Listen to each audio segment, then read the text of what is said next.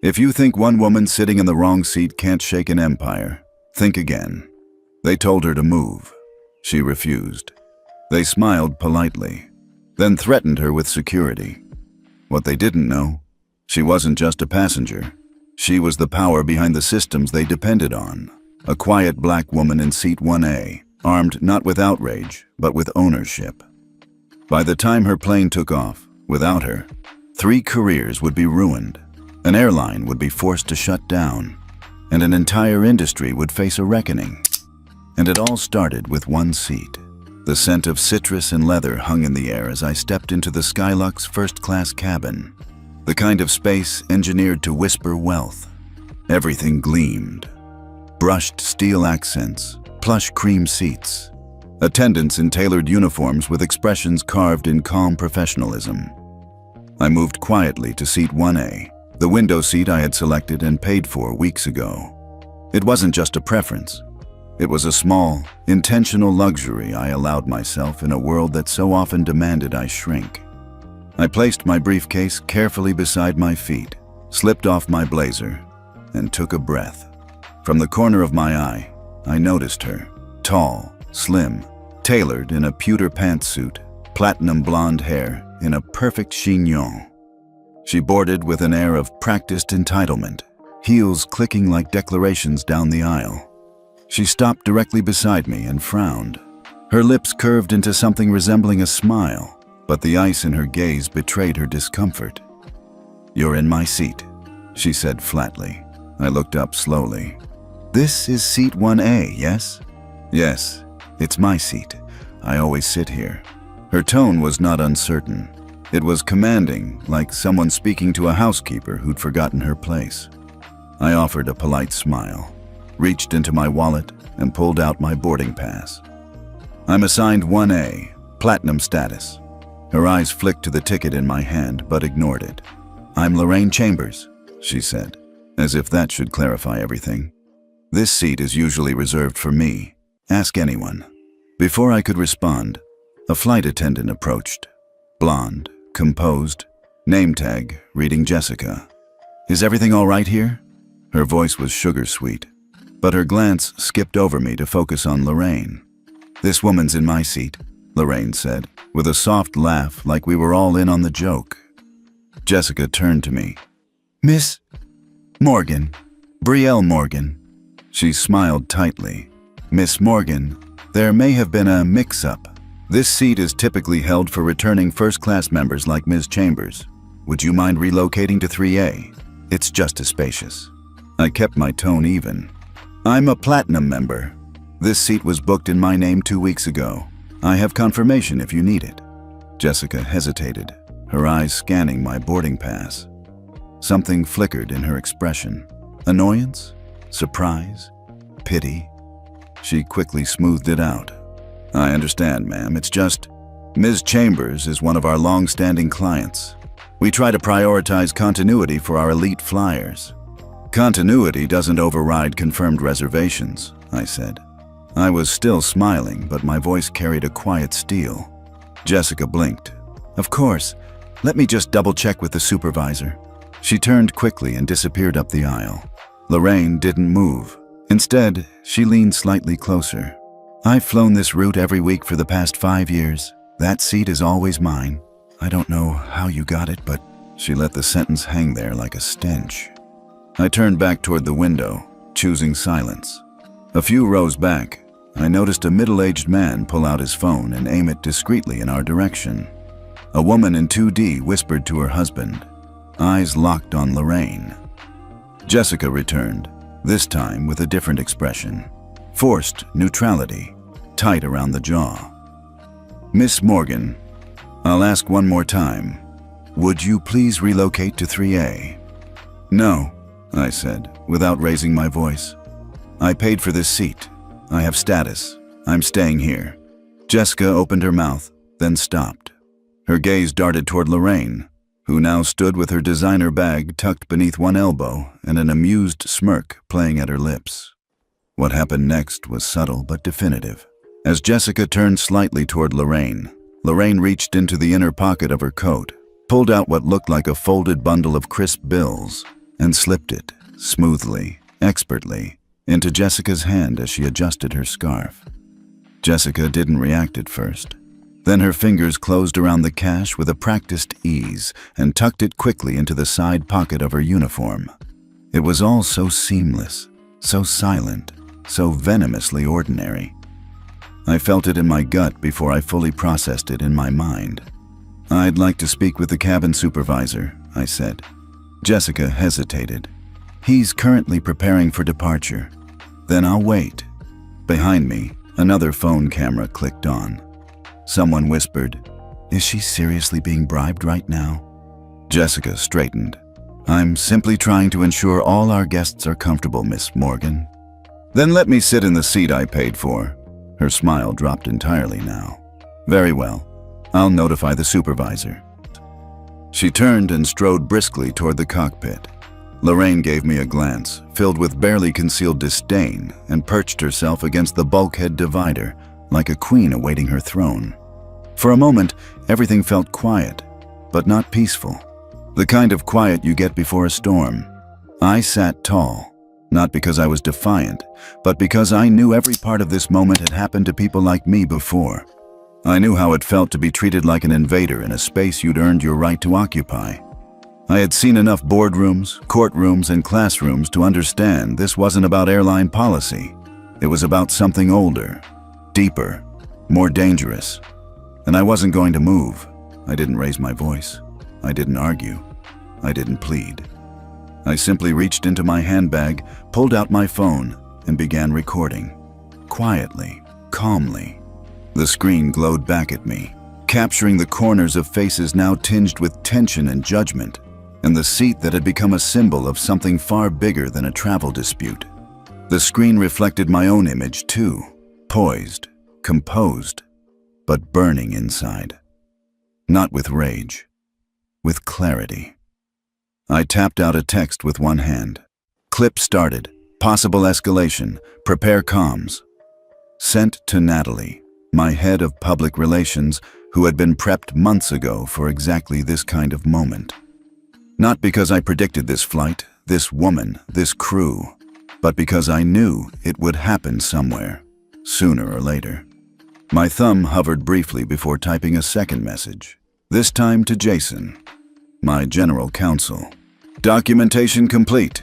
Video live backup uploading now. Then I activated Cloud Sync. It wasn't for drama. It was for protection. I'd seen too many moments like this vanish under corporate rugs. A quiet flame lit inside me, steady and familiar, one I'd carried for a decade. I leaned back against the seat and closed my eyes for a second. Not to escape, but to remember. 10 years ago, I'd walked into a high-end steakhouse in Chicago.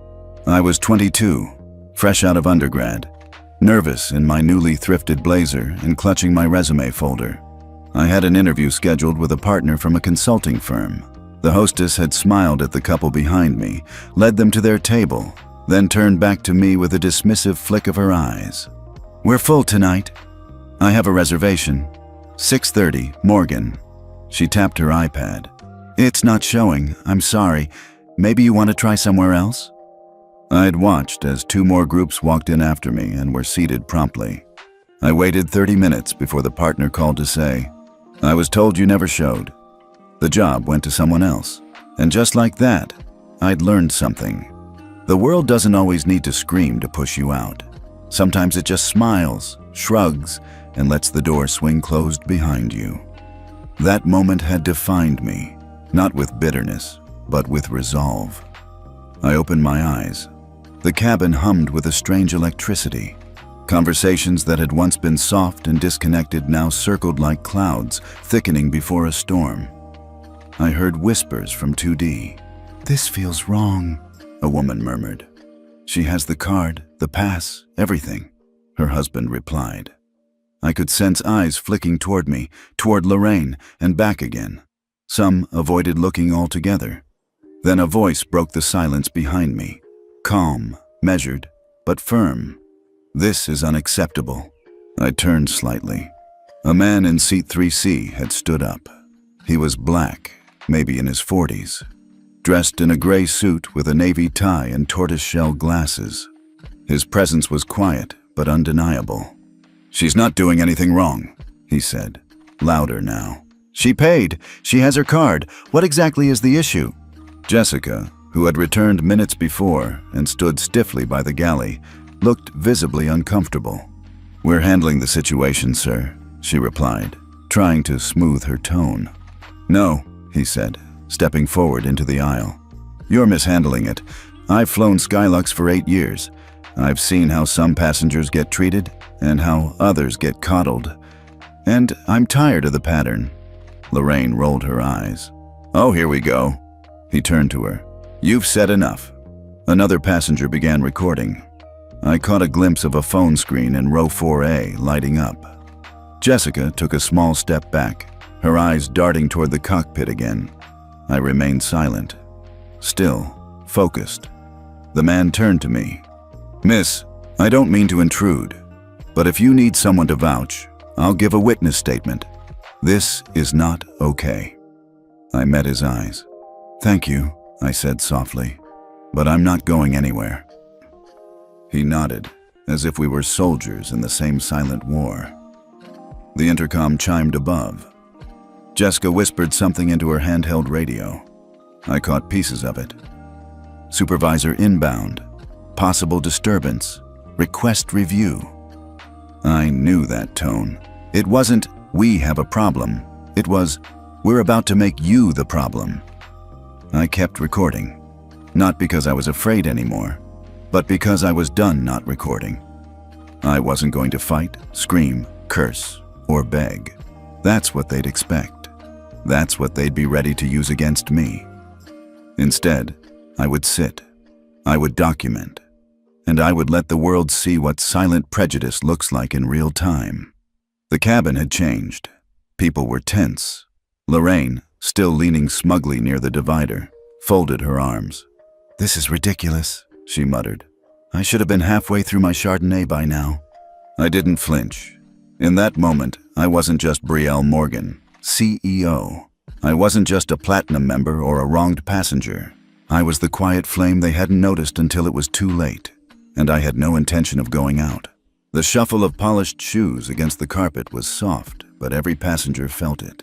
Daniel Grant entered the first-class cabin like a thundercloud in a tailored navy blazer. He was tall, broad-shouldered, and carried a leather-bound flight operations tablet like it was a badge of rank. His presence was abrupt and serious, the kind that sucked the oxygen from the room. Jessica straightened the moment he appeared, stepping slightly aside as if yielding control. Lorraine, of course, perked up like a show dog whose owner had finally arrived. She tossed her hair with mock innocence and said, just loud enough, "It's about time." Daniel ignored her. His focus was locked on me. "Miss Morgan," he began, his voice low and even. "I'm Daniel Grant. I supervise first-class operations for this flight. There appears to be a dispute about your seat." "There's no dispute," I replied calmly. "This is seat 1A. It's on my ticket. I'm a platinum member. I arrived early. I boarded when called." He paused, reading something on his tablet. Then he looked back at me. "This seat is frequently pre-assigned to long-standing patrons such as Ms. Chambers. She's occupied it for years." "But not today," I said. "Today it was assigned to me, and I've done nothing wrong." Several passengers behind me were now fully invested. The man from 3C had resumed recording. A woman across the aisle leaned forward, visibly anxious. Jessica fidgeted at Daniel's side. He took a breath, clearly unused to being challenged. "Miss Morgan, I'm going to ask you once, professionally, to relocate to another first-class seat so that we can avoid any further escalation. Is there an issue with my payment? My membership status? No. Did I violate any policy? No. Then I won't be moving." The air tightened. He didn't respond immediately. Instead, he tapped at his tablet, pretending to check something, stalling. I watched his jaw work beneath his skin, like gears straining inside a broken machine. This wasn't about rules. This was about restoring the normal order he was comfortable with. He just didn't know how to say that aloud. "Miss Morgan," he said, a shade less polite now, "you're refusing a reasonable request to assist our operations. That could be interpreted as non-compliance. Reasonable would be asking the person who didn't book this seat to relocate." His eyes narrowed. "I'm advising you as the cabin authority to move." "And I'm declining." Whispers rippled through the cabin. A younger woman in 2F muttered, "This is messed up." Jessica glanced at Daniel, unsure. Lorraine, meanwhile, produced a noise of bored disbelief and tapped her heels rhythmically on the floor. Daniel's professionalism cracked ever so slightly. "If this continues, I will have no choice but to escalate to the flight deck." "Then escalate," I replied. "I'm not giving up my seat." He blinked, taken aback. For a second, his eyes betrayed a flash of something I'd seen before in boardrooms and negotiations, the panic of someone losing the control they assumed was theirs by default. He turned without another word and walked briskly toward the front of the cabin. Jessica stayed rooted in place. I could see the muscles in her jaw clench. She still hadn't looked me in the eyes since the bribe. Passengers murmured, some louder now. Cameras were no longer hidden. They were out, obvious, and watching. Moments later, the cockpit door clicked open. Out stepped Captain Miller. Unlike Daniel, the captain's expression was unreadable, well-trained, honed over years of command. He looked around the cabin, taking in the tension, the cameras, the still unguarded smirk on Lorraine's face. He approached slowly, flanked by Daniel and Jessica. As he reached me, he placed one hand lightly on the back of seat 1B. "Miss Morgan," he said, his voice calm but authoritative. "I've been informed of a situation regarding seating." "There is no situation. I'm in my assigned seat. Everything else is manufactured." He studied me for a long second, like I was an equation he couldn't quite solve. "I want to avoid unnecessary disruption," he continued. "Our policy allows the flight crew to adjust seating to ensure guest satisfaction and maintain order." "You mean to placate entitlement." "Miss Morgan," he said sharply, "I'm asking you to comply. And I'm telling you I already have. I complied when I booked. I complied when I paid. I complied when I boarded. I am not the disruption here." He exhaled through his nose. The professionalism was starting to wear thin. "If you continue to refuse, I will need to involve airport security." "And if you do," I said, locking eyes with him, "you'll have to explain why you forcibly removed a paying platinum member from her assigned seat to appease someone who offered a bribe." Jessica flinched. Lorraine froze. Miller's mouth twitched. "I suggest you think very carefully about what happens next," I added. There was a long, dense silence. I could hear the soft hum of the engine outside. The passengers were statues, holding their breath. Captain Miller straightened. "This is your final warning," he said. "Refuse again, and I'll order security to escort you off this aircraft." I leaned back, phone still recording, posture relaxed, eyes clear. "Then call them." As Captain Miller walked away, signaling someone with a clipped nod, I felt it. The click of a line being crossed. Not a line drawn in policy or passenger etiquette, but in something deeper. I glanced at the flickering LED light above my seat and then down at the phone still recording in my hand. The camera caught the backs of retreating uniforms, the silence of spectators, and the tension that had taken root in every polished surface of this luxury cabin. I turned the phone horizontally, switched to split screen, and opened my email app. My fingers moved with precision, the way they always did in moments of pressure. I had written this draft weeks ago. The subject line was already there. Emergency escalation, passenger rights violation, immediate action required.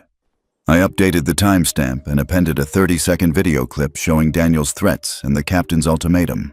Then I addressed it to the top. To Richard.Vance@SkyluxExecutive.com, board at Skylux shareholders. Net Jason.Cray@rightlegal.us cc. Natalie.eho@rightcom.us, Liam.Rosen@rightstrategy.ai. I added one line.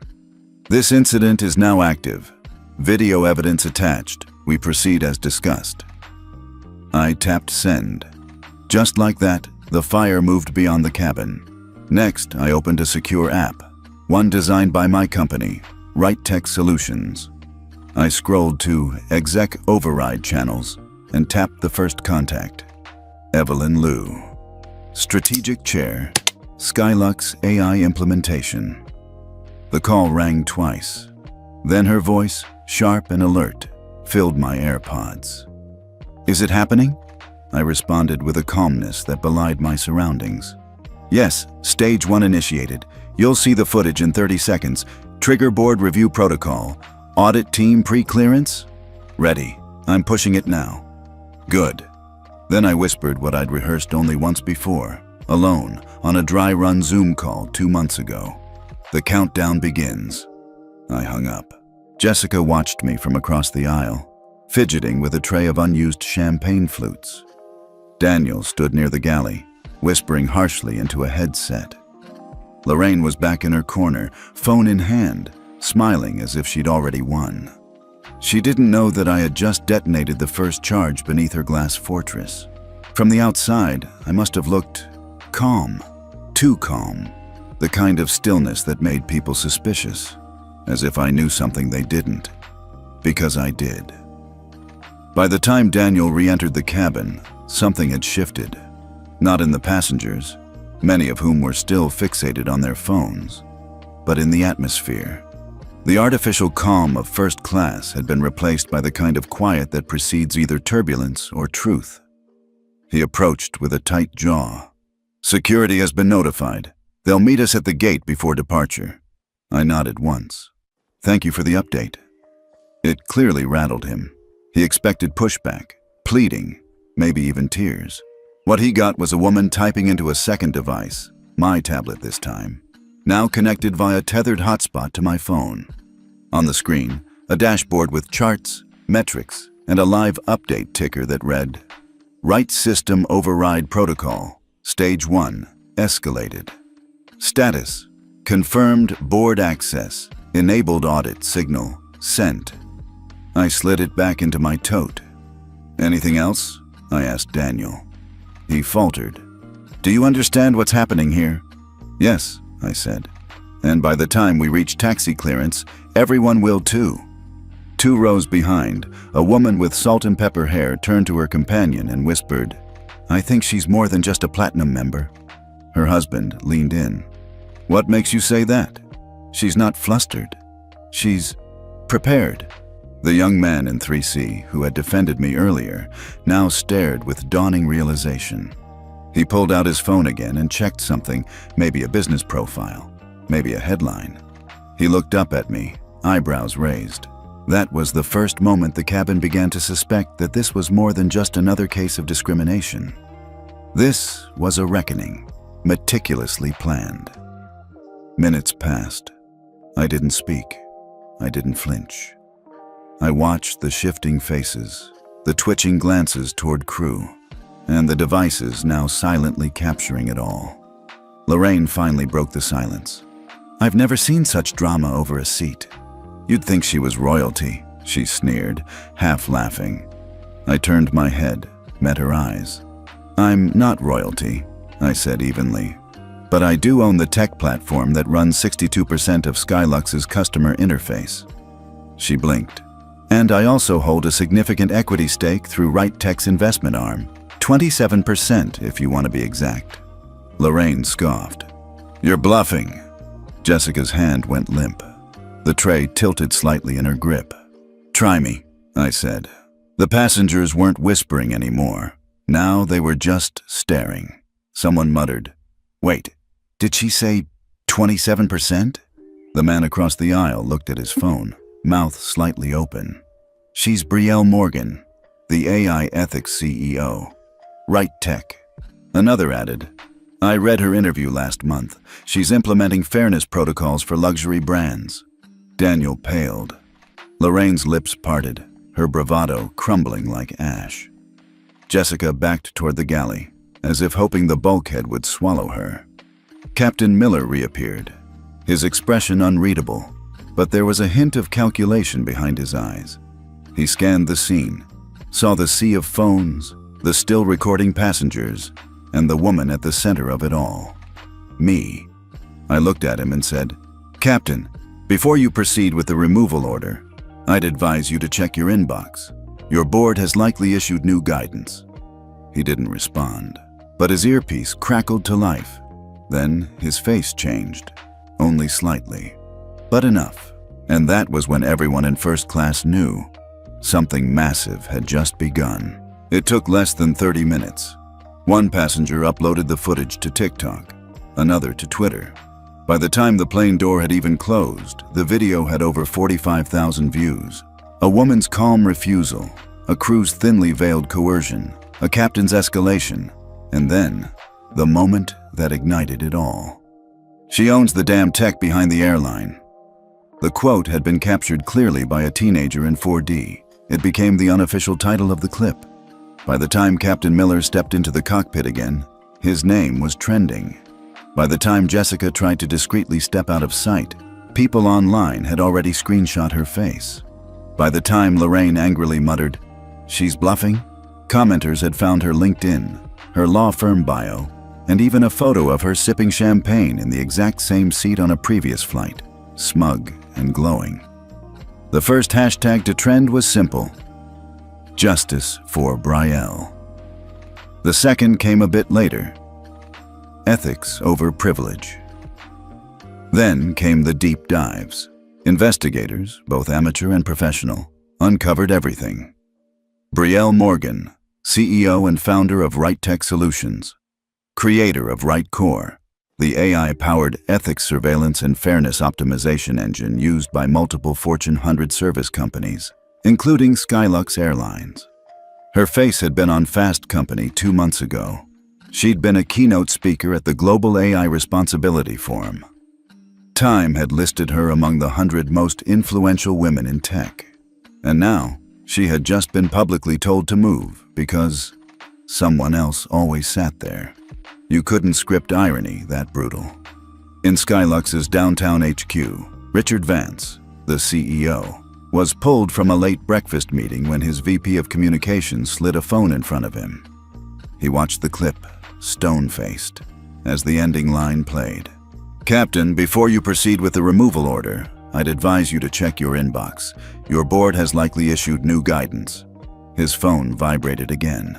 The company group chat lit up. Legal counsel, strategic partners, PR, investors. The first internal message he opened came from Evelyn Liu. Subject: urgent. Right Tech override alert. All stakeholders affected. The second was worse. Live dashboard engagement. 120K plus mentions in under 30 minutes. By the time Vance's assistant entered with an armful of press alerts, Justice for Brielle had topped global trends. In India, in the UK, in Brazil. Back in the cabin, I remained still, silent. But everything was moving. The man in 3C leaned over and showed me his screen. "You're going viral." I nodded. "Good." Jessica walked down the aisle, pale.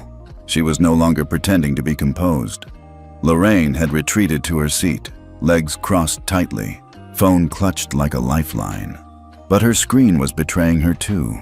1,000 notifications, dozens of headlines with her full name, screenshotted from her firm's website. Her privilege had once been armor.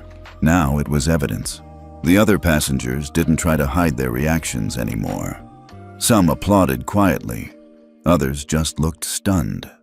The first-class cabin had morphed from a space of polite detachment to one of public accountability. A young woman across from me whispered, "She built the very system they're using to target her." And that was the real twist. Because while the public now knew I was a major shareholder, what most of them hadn't realized until that day was this.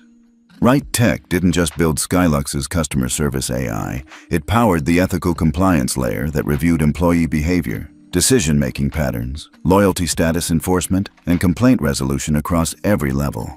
From airport check-in to in-flight operations, the system wasn't just software, it was infrastructure, a backbone. And I was the architect of it. Right Core had been licensed to Skylux 2 years ago as part of a major push to clean up their history of inconsistency in premium service delivery. Since then, customer satisfaction had skyrocketed. AI-aided conflict resolution had reduced in-flight complaints by 34%, and PR scandals had, until now, been rare. But the irony was too rich to ignore. The woman who built the fairness engine had just been discarded by the humans who refused to use it. I hadn't needed to raise my voice or demand retribution. I had designed a system that already saw what they did. And now, the world saw it too. The first media headline to drop came from Business Insider.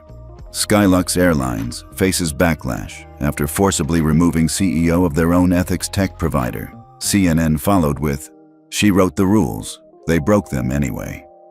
Even Fox News, typically indifferent to such stories, ran a segment titled, "Elite Airline Faces Reckoning After Kicking Out Their Own AI Ethics Partner." But what truly made the storm viral was relatability. Thousands of viewers left comments beneath the video. "I've been ignored like this in customer service because of how I look. Imagine building the system only to be denied by it. Her silence is more powerful than any speech." Some shared their own footage. One passenger had caught Lorraine slipping the money into Jessica's pocket.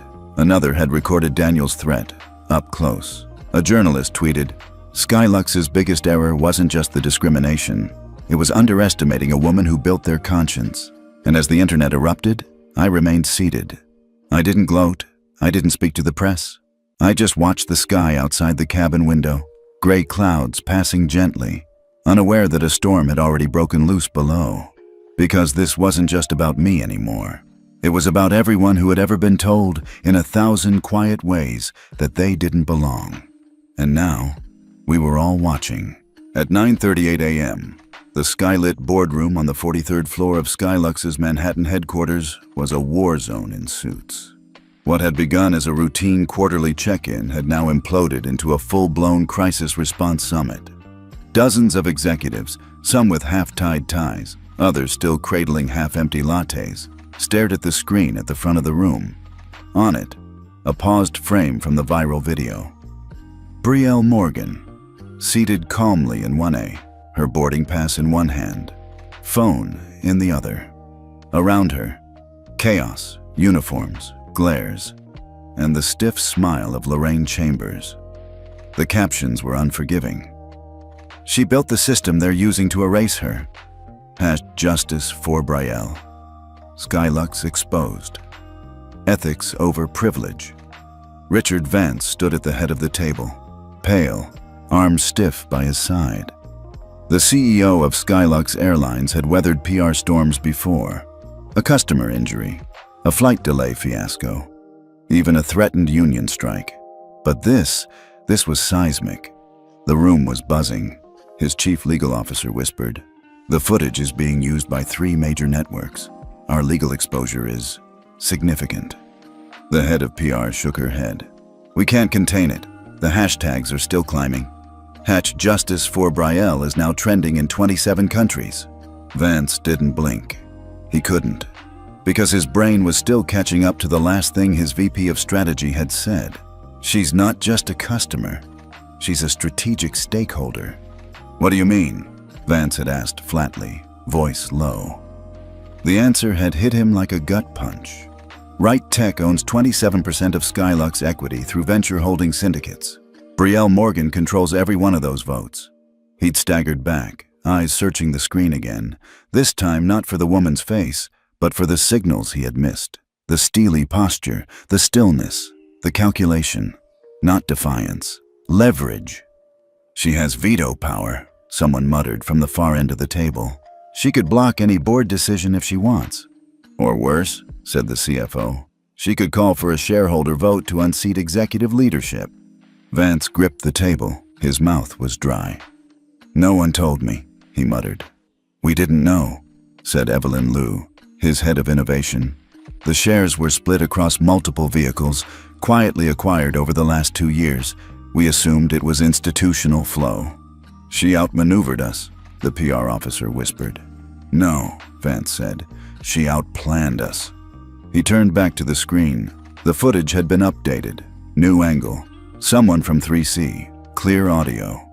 "Captain, before you proceed with the removal order, I'd advise you to check your inbox."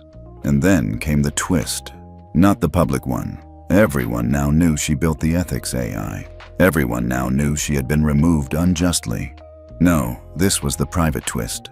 The one nobody outside that boardroom had connected yet. "She created our accountability software," Evelyn said. "The behavioral compliance framework. Every internal decision-making log, hers.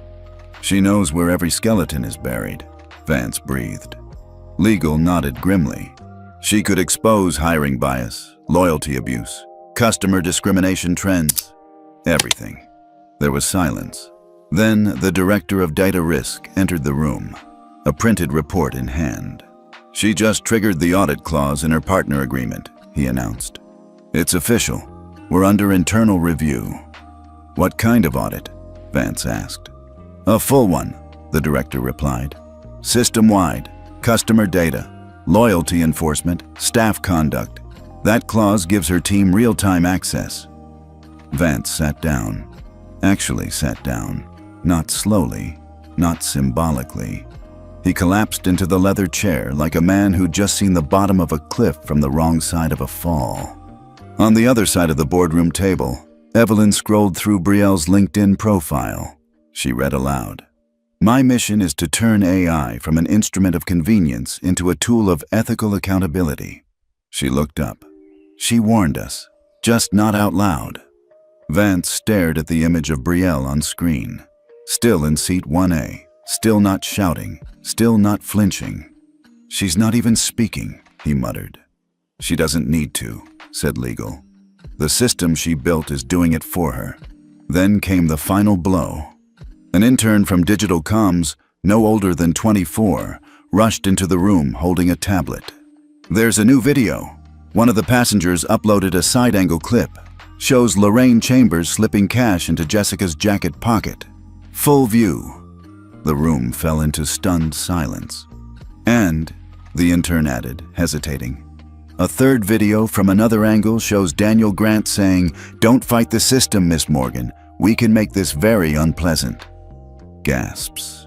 Vance rubbed his eyes. "Tell me we didn't." "You did," Evelyn said softly. "We all did." Down the hallway, PR staff were already scrambling to draft statements. Legal was consulting with external counsel. Investors were calling every 10 minutes demanding clarity. But Richard Vance knew the truth before any of them said it out loud. This wasn't about salvaging reputation anymore. It was about survival. And Brielle Morgan, quiet, brilliant, unshakable in seat 1A, held every single key. At precisely 10:17 a.m., Brielle Morgan opened her tablet, connected to the plane's onboard Wi-Fi, and began drafting the final message. The sky outside the window stretched endless and calm. But inside the first-class cabin, and far beyond it, storms were already breaking. She had said almost nothing. Not to the press, not to the crew, not to the recording passengers. But now, in the digital language of corporate consequence, she was about to speak volumes. Subject line: urgent. Formal notice of action. Ethical breach. Stakeholder intervention required recipients. Richard Vance, CEO, Skylux Airlines. Skylux Executive Board. Skylux General Counsel, CC. RightTech Legal, Strategic Partners Group, Ethics Audit Oversight Board. Dear Mr. Vance and members of the board, as of 9:44 a.m. EST, I have formally initiated Phase 1 of Audit Response Protocols as defined under Clause 7.3 of our Joint Innovation Contract. The triggering incident was a direct ethical violation, captured on video, involving racial discrimination, bribery, and a breach of customer rights. The victim in question is myself, Brielle Morgan, founder and CEO of RightTech Solutions and controlling stakeholder of 27% equity in Skylux Airlines via investment syndicates. Here are my non-negotiable conditions for de-escalation. Immediate termination of the following personnel involved in the violation: Jessica Smith, lead flight attendant; Daniel Grant, Cabin Operations Supervisor.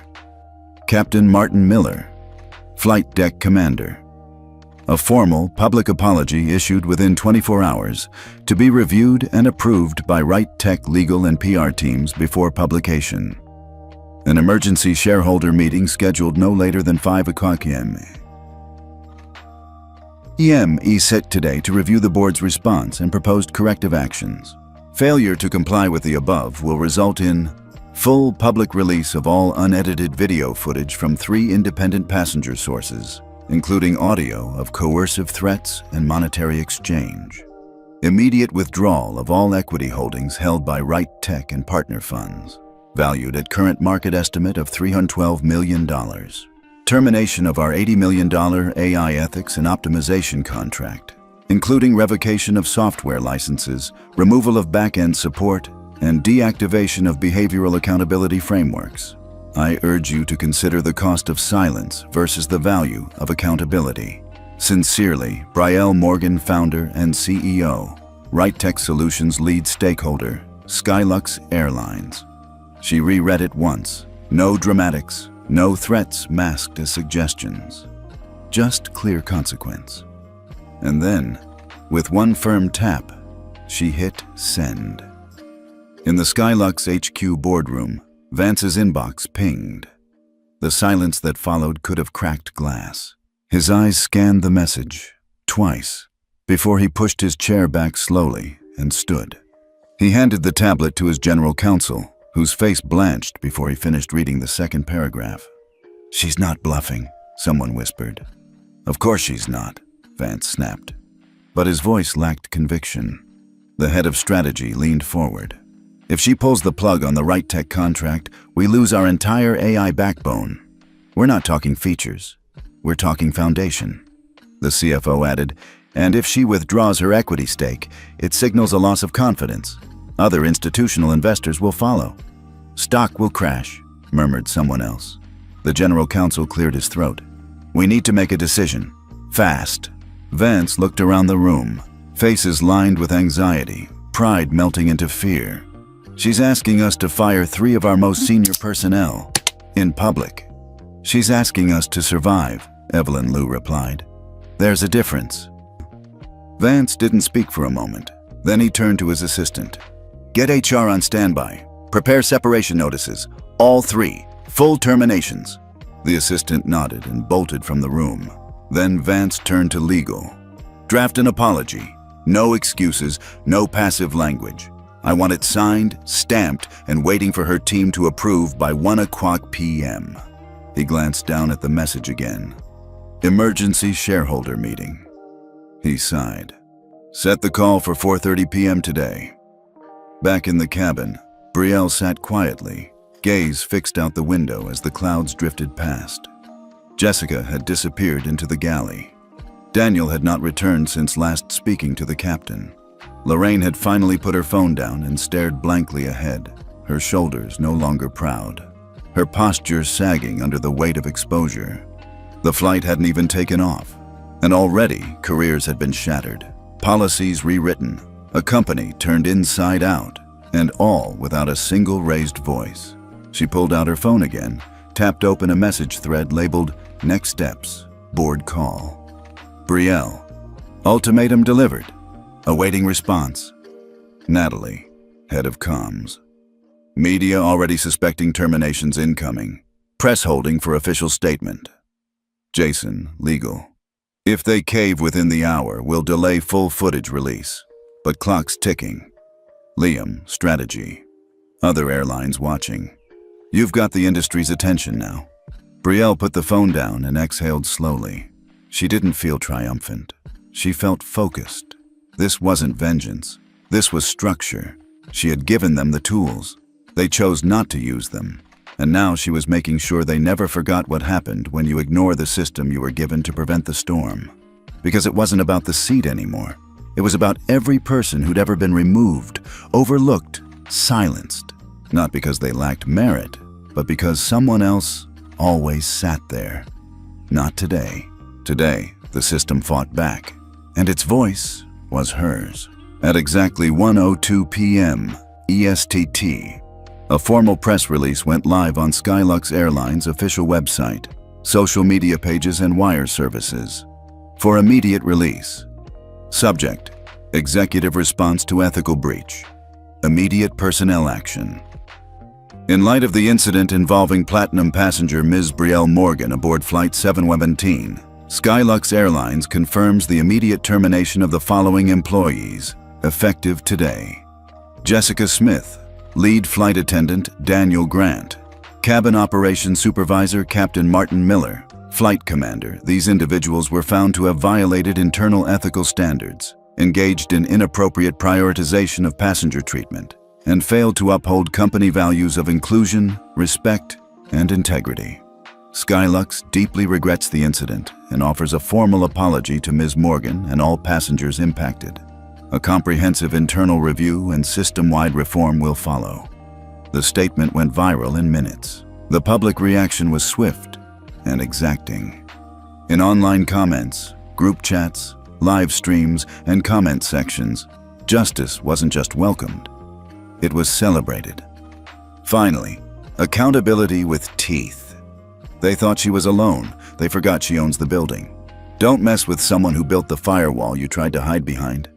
People around the world had been refreshing social feeds for hours. The names had trended. The footage had looped. The silence from Skylux had only fueled the anticipation. But now, the axe had fallen. 3 prominent employees. Gone. Not suspended. Not reassigned. Fired. And it wasn't buried in vague HR language. Their names were in bold. The reasons were crystal clear. The court of public opinion thundered with applause. And then, another headline hit. Breaking. Whitfield and Chambers LLP suspends senior partner Lorraine Chambers pending ethics review. A law firm known for its discretion, wealth management, and elite clientele had folded fast. Lorraine's face, once gracing the cover of Prestige Law Monthly, was now splashed across social feeds, her smug look from Seat 1A forever immortalized in memes. Privilege revoked. When your name trends for all the wrong reasons, you bribed the flight crew and lost everything but the Hermes bag. Within hours, her bio vanished from the firm's website. Screenshots circulated of her removal from executive pages, team photos, and marketing materials. She didn't respond to press inquiries, but her silence didn't stop the avalanche. The public, having watched her lean over Brielle's seat with disdain, now watched her fall with matching satisfaction. And yet, amid the chaos, one figure remained absent from all live statements, tweets, and interviews. Brielle Morgan. She didn't post a victory thread. She didn't take the podium. She didn't grant interviews to CNN, Forbes, or the dozens of outlets begging for a quote. Instead, she sent a short message to RightTech's internal Slack channel. This isn't retaliation. It's structural correction. Keep building. B. Internally, her team cheered, but quietly, because they understood. She didn't win anything today. She enforced a standard. That was the whole point. By mid-afternoon, news anchors scrambled to fill time with retrospectives. A career breakdown of Captain Miller's decades in aviation, Jessica Smith's rapid rise in Skylux's hospitality division, Daniel Grant's tight ship reputation, and the fear it apparently instilled. All of it undercut by one truth. They had used their power to protect privilege, not people. And Brielle? She had shown the world what real power looked like. Not loud, not angry, but inevitable. Inside Skylux HQ, the air was still heavy. The press room lights had barely cooled when Richard Vance returned to his office, unfastening his tie like it weighed 50 pounds. The board had backed him, barely. The terminations had gone through. The apology had been issued. But the fallout was far from over. Calls still poured in from shareholders demanding reform. All the while, Brielle remained quiet. She hadn't responded directly to him. No lawsuit, no campaign, just silence. It unnerved him more than fury ever could. At 4:00 p.m., Skylux's internal employee portal updated with a memo. Subject: mandatory ethics review protocols. Effective immediately. All staff would undergo new behavioral training programs. All customer interactions would now be monitored with expanded transparency metrics. All senior leaders would attend reform workshops led by an external advisory board appointed in part by Right Tech. In other words, Brielle had already started reprogramming the system, and she didn't even have to show up. Meanwhile, across the internet, one sentiment echoed louder than outrage. She didn't break the system, she rewrote it. At a quiet airport lounge, far from cameras and press, Brielle sipped herbal tea while reviewing a revised board briefing on her tablet. Her posture was relaxed, but her mind sharp. A young staffer from the lounge passed by and paused. She looked nervous, then softly said, "Miss Morgan, I just wanted to say thank you for what you did, for staying calm, for showing us something different." Brielle looked up, eyes kind but steady. "I didn't do it for applause," she said gently. "I did it so the next person like me doesn't have to go through it at all." The girl nodded, eyes misty, and walked away. And Brielle returned to her screen, already reviewing action plans for what came next. Because justice isn't just about what falls. It's about what rises after. The world expected Brielle Morgan to walk away. After all, she had every reason. She had won. The firings, the public apologies, the fall of those who tried to humiliate her. She could have burned the system down and walked through the smoke untouched. She could have sold her shares, taken her story to the media tour circuit, written a best-selling book about corporate racism, and cemented her name in history as the woman who dismantled Skylux Airlines. But she didn't. Instead, she sent a memo, not to the public, not to the press, but to the Skylux Board of Directors. Subject: Strategic Proposal, Long-Term Reform Initiative. The email wasn't fiery. It was clinical, strategic, calculated. But what it contained would become the most talked about twist of the entire saga. Proposal title: Second Sky, a Human Reformation Initiative Objective. To create an internal cultural reboot across the airline's customer service, hospitality, and executive leadership teams, rooted in education, empathy, and ethical rebuilding. Phase 1. A mandatory 6-month re-education program for key personnel involved in the incident, to be developed and overseen by Right Tech's new Behavioral Restoration Division. Phase 2. A company-wide rollout, including immersive training, community engagement, and post-program integration to measure transformation, not just compliance. First, participants: Jessica Smith, Daniel Grant, Captain Martin Miller. The board was stunned. "What the hell is she doing?" asked Vance. "She's giving them a second chance," Evelyn replied softly. A silence followed, this time not from fear, but from something else, disbelief laced with awe. "Is this mercy?" someone asked. "No," said the legal advisor. "This is strategy. She's rewriting what accountability looks like." The press got wind of it within hours. Second Sky, the CEO who was wronged, is now rebuilding the system that failed her. The public didn't know how to react at first. The comments were a storm of confusion, praise, and skepticism. She's rehiring the people who humiliated her? No, she's retraining them. What kind of leader does this?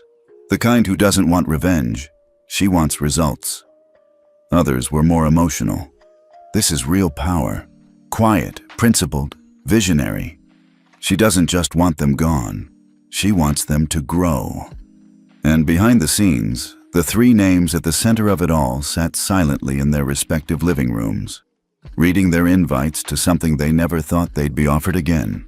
A chance to learn, to unlearn, to return, not to their old jobs, but to humanity. The invitation was clear. You are not being asked to perform remorse. You are being given an opportunity to earn re-entry into a service industry that demands humility, empathy, and awareness. The cameras are gone. The spotlight is off. But the real work starts now. Jessica cried when she read it. Daniel didn't speak for 3 minutes, just stared at the email. Captain Miller called his daughter and said, "I think someone just saved my soul." The Second Sky program officially launched 2 weeks later in a quiet facility just outside of Denver. No press, no applause, no redemption story branding. Just a room of flawed people, willing to sit down and face what they had done and who they had been when they did it. And Brielle? She wasn't there. She had nothing left to prove, but her presence was embedded in every lesson plan, every training module, every mock customer interaction where participants were forced to confront not just bias, but who they had become under the comfort of power. On day 3 of the program, Jessica stood in front of a panel and reenacted her moment of silence during the incident. Not with excuses, with honesty. "I stayed quiet because I thought I'd lose my job," she said. "But I already lost my dignity the moment I let someone be degraded for my comfort. I don't want to be that person anymore." Daniel admitted, "I thought following protocol made me a good manager, but I never asked who wrote the protocol and who it hurt." Captain Miller took the longest to speak, but when he did, it was raw. "I thought neutrality was leadership, that if I didn't take sides, I was being fair. But silence has a side, and I was on the wrong one." Outside the program, public curiosity turned to admiration. Second Sky was no longer just a Brielle initiative. It became a model for airlines, hotels, banks, every service sector that had once whispered bias under the guise of policy. And still, Brielle stayed quiet. When asked by a journalist why she didn't appear at the launch ceremony, she replied simply, "Justice isn't a microphone, it's a mirror. They need to face themselves, not me." By the end of the 6-month program, something extraordinary had happened. Not because it made headlines, but because it didn't. The participants didn't return to their old positions. They chose to serve in new ones. Jessica joined Skylux's Customer Relations Training Unit. Daniel became a liaison for employee mental health and internal ethics enforcement. Captain Miller helped design flight deck cultural awareness protocols for trainee pilots. They weren't perfect, but they were different. They were real. And Brielle? She stayed the course. Quiet, steady, unshaken. Because her goal had never been to stand on a stage. It was to change what happened after the stage collapsed. It was the announcement no one expected to hear in modern aviation. Skylux Airlines to suspend operations for 48 hours. Company-wide training initiative. Begins immediately, 2 days. No flights, no check-ins, no takeoffs or landings, no first-class champagne service, no red-eye to Tokyo, no express shuttle to Miami. Just silence. The skies, once filled with the rhythmic hum of Skylux's sleek white and silver jets, were suddenly still. The tarmac emptied. Screens at airports across the country blinked with a rare message. All Skylux flights temporarily grounded. We are learning to serve again. It was, in the words of one journalist, the first corporate pause for conscience in aviation history.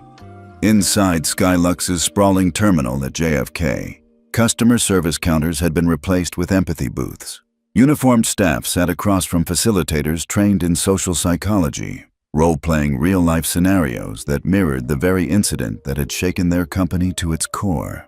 A mock check-in desk displayed a sign. "This time, your assumptions stay at home." Cabin crew stood shoulder to shoulder in restructured workshops. Flight attendants practiced conflict resolution without hierarchy. Baggage handlers participated in bias simulations. Even pilots, once kings of the cockpit, sat in humble circles discussing power dynamics and microaggressions at 30,000 feet. At corporate HQ, executives traded their suits for anonymous name tags. Everyone started from scratch. On social media, the reaction was a tidal wave of stunned respect. An airline just grounded itself for ethics? That's wild. This is what real reform looks like. They're not just training for optics. They stopped making money to learn how to treat people. The initial skepticism gave way to collective awe. People didn't know whether to be shocked, impressed, or inspired. Some asked, "How can they afford this?" Others replied, How could they afford not to? Other airlines began to notice. At Delta's Atlanta HQ, a VP of operations forwarded Skylux's training program to their CEO. At Lufthansa, a roundtable was called to discuss potential cultural parallels. A Virgin executive tweeted, "Respect to Skylux. Accountability is contagious." And quietly, behind the scenes, emails began circulating across aviation leadership with one recurring subject line. "Second Sky, should we explore similar models?" At a press conference on day one of the shutdown, Skylux CEO Richard Vance stepped up to the podium. He looked different. Not just physically, his tie was gone, shirt sleeves rolled, but spiritually. The usual corporate polish had been stripped away. "I am not here to salvage a brand," he began. "I am here to acknowledge a breach, not just of trust, but of decency." Cameras clicked. Reporters leaned forward. "What happened on Flight 717 was not a one-off mistake," he continued. "It was the symptom of something systemic. And that system, if not rebuilt, will fail again. That's why, for 48 hours, we choose silence over revenue, learning over business, people over operations." He paused, scanning the audience. Then he added, with quiet sincerity, "This is not a PR maneuver, it's a reset." What made the shutdown even more impactful was its structure. It wasn't a top-down lecture. It was a full-loop transformation, role reversal modules, where crew members experienced what discrimination felt like from the customer's point of view. Story circles, where employees listened to passengers from marginalized communities recount real travel experiences. Accountability pods, small teams assigned to one another long-term, tracking behavior improvement post-training. Even the unions were involved, an unprecedented collaboration. And at the heart of it all, RightTech's Second Sky framework, built with Brielle's guidance and quietly deployed across every level. It wasn't branded, it wasn't flashy, it just worked. In private, Brielle watched the press conference from her office in New York, one hand resting on the windowsill, eyes fixed on the muted screen. Natalie, her head of communications, turned to her. "They quoted you twice." Brielle didn't smile. "They didn't quote me," she said. "They're finally listening." Meanwhile, a CNN segment aired a deep dive report titled "Justice at 35,000 Feet: How One Woman Grounded a Giant and Lifted an Industry." The report showed split screens of the viral video and footage from the new training camps. Jessica, now in a blue polo labeled Second Sky Mentor, was shown leading a small group of younger flight attendants through empathy drills. Captain Miller was seen sitting in a mock passenger seat, eyes closed, as a recording played subtle comments from past passengers of color describing how they were politely overlooked and consistently downgraded. The narrator intoned, "In an era of surface apologies and shallow reforms, Skylux grounded its aircraft and its ego. Not for optics, for something far rarer, growth." Passengers affected by the Flight 717 incident were also invited to participate. The man from 3C, who had stood up for Brielle, joined a training day in Chicago. The woman from 2F, who had recorded the bribery exchange, led a storytelling session titled, "When Silence Isn't Neutral." Their participation transformed the narrative from victim versus institution into something more collective, a movement. By the end of day 2, Skylux flights were ready to resume, but they wouldn't take off the same way. The first plane scheduled to depart, Flight 301 from LAX to JFK, delayed its boarding by 5 minutes for a message from the gate agent. She stood at the mic and said, "Before we board, I want to thank every one of you for being part of our journey to do better. We aren't perfect, but we've stopped pretending, and we're learning now, together." There was no applause, just stillness. And then, one by one, passengers boarded. Some with tears, others with small nods of appreciation. Because the sky hadn't just gone silent, it had started over. 3 months after the world watched Skylux Airlines shut down its skies to relearn how to serve with dignity, a quiet announcement appeared on the company's internal network. "Today, 3 former employees will speak, not to defend, not to excuse, but to share. It wasn't a mandatory meeting. No cameras were required. No press invites. And yet, over 8,000 employees across the company, pilots, crew, execs, janitorial staff, logged in or gathered in lounges, conference rooms, and training centers to watch the live stream. What they were about to witness wasn't scripted. It wasn't polished. It wasn't perfect. It was raw. And it changed everything again. First to step up was Jessica Smith. She stood at the podium in a modest blue blouse, her Skylux ID no longer marked with lead flight attendant, but instead labeled simply, Staff Support, 2nd Sky Division. Her hands trembled slightly, but when she spoke, her voice carried more than words. It carried a reckoning. "I thought being nice was enough," she began.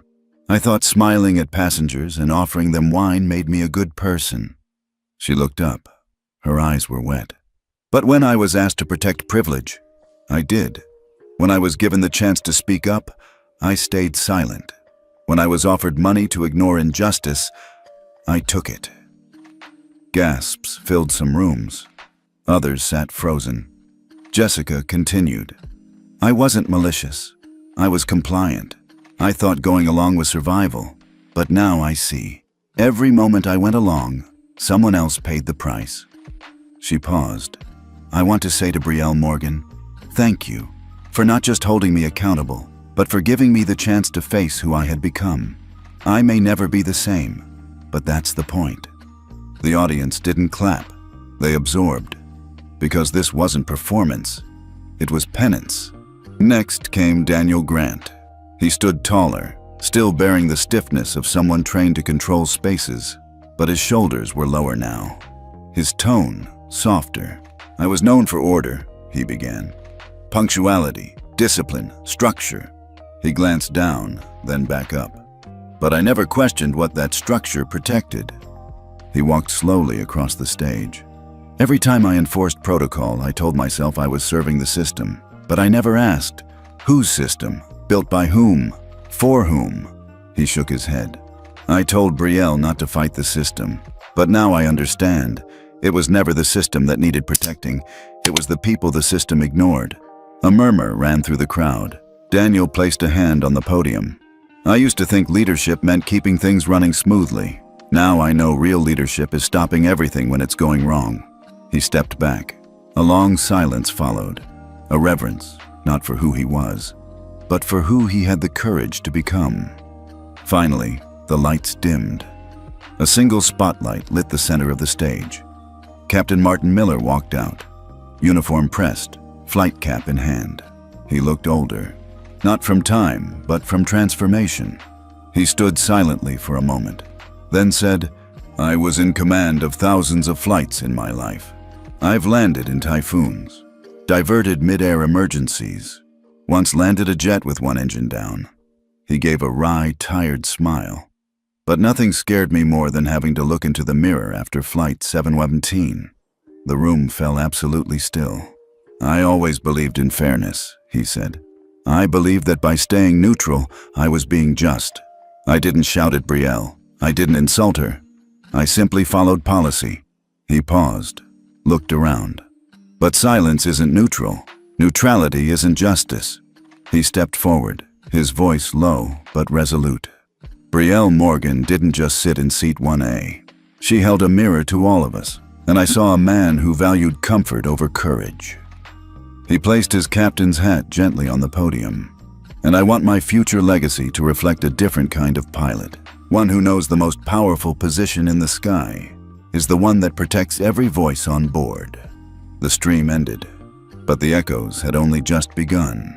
Clips from the speeches spread like wildfire. Jessica's quiet confession, Daniel's reflection on order over people, Captain Miller placing his hat on the podium like a soldier laying down arms. It hit the world harder than outrage ever could, because this wasn't about punishment anymore. It was about possibility. On social media, the response was thunderous and deeply human. This made me cry harder than the firings. Forgiveness is real when change is visible. I never thought I'd say this, but respect to them for facing it. Even people who had once demanded only heads now paused. They watched. They listened. They felt. In boardrooms, schools, leadership retreats, those clips were replayed. In HR departments, the phrase, "neutrality isn't justice," was printed and taped to break room doors. In aviation circles, other airlines began calling Skylux, not to copy, but to learn, to listen, to face their own mirrors. And through it all, Brielle Morgan remained quiet. Until one day, a reporter caught her leaving a speaking event and asked, "How did it feel to watch the 3 people who wronged you stand up and own it?" She stopped, thought for a moment, then replied, "It felt like the sky got a little lighter." The auditorium was silent. The kind of silence that swells, stretches, and waits, not from boredom, but from reverence. Thousands had gathered, and millions more watched the live broadcast. The backdrop bore no logos, no slogans, no hashtags. Just one line in white letters across navy blue. Justice isn't a seat, it's a standard. The woman who inspired it sat center stage. Brielle Morgan stepped up to the podium, no script in hand. She wore a simple navy blazer, her signature curls pinned back, and a small silver pin on her lapel, an open wing, symbol of both aviation and freedom. She paused before speaking, eyes scanning the crowd, then down into the camera that would beam her message across the country and beyond. "I never wanted this spotlight," she began. Her voice was calm, unwavering. "I never sat in seat 1A because I needed to be seen. I sat there because I had earned it, just like anyone else." A murmur moved through the crowd, not surprise, but recognition. Everyone remembered the footage, the stillness, the dignity, the refusal. I was asked to move, not because I broke a rule, but because someone else was more familiar to the system than I was, because privilege had become standard. She paused. And that's the real problem. It's not that people have privilege. It's that systems are built to protect it, at the cost of fairness, decency, and truth. Her words hung in the air, heavy and cleansing. When I was removed from that plane, I could have responded with rage. I had every legal, financial, and ethical right to dismantle Skylux Airlines from the inside out. She took a breath, not for drama, but to honor the weight of what came next. But I chose something harder, to rebuild. She looked straight into the camera. Because justice isn't revenge, it's responsibility. And leadership isn't about taking the loudest seat, it's about raising the standard for every seat. The audience erupted. Not in a standing ovation, yet, but in that subtle seismic emotional release that marks the shift from admiration to awe. Brielle continued, "I didn't want more seats for people who look like me. I wanted better standards for everyone. We don't need to fight for scraps of respect. We need to change the recipe." Applause now. Real, thunderous applause. And that's why we created Second Sky, not as a punishment machine, but as a second chance engine. Because if we want change to last, it must live beyond the headlines and inside the people who made the mistakes. She paused, letting the crowd absorb it. 3 people who once dismissed me now teach others how not to repeat that error. That's not just reform. That's reflection. A large screen behind her came to life. Clips played of Jessica leading team huddles, Daniel mentoring young supervisors, Captain Miller addressing a new flight academy class. The crowd didn't cheer. They cried, because this was no longer a scandal. It was a standard. Brielle stepped to the side of the podium. A journalist from The Atlantic would later write that this moment, when she stood off center and still held the room like gravity itself bent around her, marked the moment a CEO became something more. She continued softly, but firmly. "Let me be clear. What happened on Flight 717 should have never happened. Not to me, not to anyone, but it did. And what we choose to do after such moments defines who we are, not just as a company or an industry, but as a society." The room was silent again. "And I'm telling you right now, if justice can be delayed by a seat, then justice was never strong enough to begin with. She returned to center stage. So let's build something better. Outside the auditorium, the clip began to circulate before she'd even finished speaking.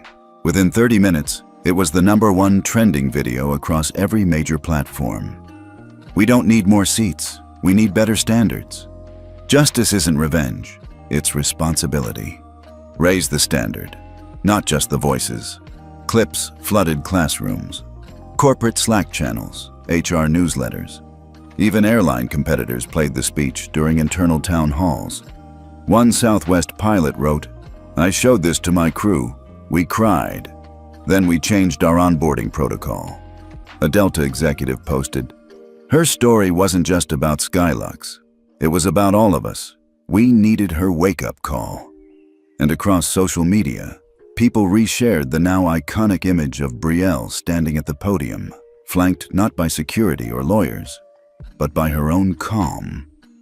Weeks later, Skylux resumed full operations. Flight 717 was scheduled again. Same route, same aircraft model. But this time, there was a ceremony. Quiet, unflashy, respectful. Every passenger boarding the flight received a small card at check-in. "Your seat is more than a number. It's your right. Welcome to the new standard." And in seat 1A, Brielle Morgan. Not because she demanded it, not because she owned the airline, not because the company owed her, but because this time, justice had been properly assigned. As the plane prepared for takeoff, a flight attendant approached her, not with fear or condescension, but with genuine respect. "Miss Morgan, would you like anything before we taxi?" Brielle smiled softly. "A glass of water, please. And maybe just a moment to breathe." The attendant nodded. As the aircraft lifted into the sky, the cabin felt different. Not just quieter, not just more civil, more aware. The passengers knew they weren't just flying to a destination. They were riding the tailwinds of a standard that would ripple across the world. In the weeks that followed, Brielle turned down every major interview offer. Instead, she wrote a short op-ed in the New York Times. The power of justice lies not in the seat it occupies, but in the standard it refuses to lower. We must stop waiting to be seated at the table of fairness. We must raise the table itself. The piece went viral because the world wasn't just listening anymore. It was learning. At the end of that day, as Flight 717 touched down safely, one passenger turned to Brielle and said, "You know, you never raised your voice." Brielle replied, "I didn't need to. I raised the bar."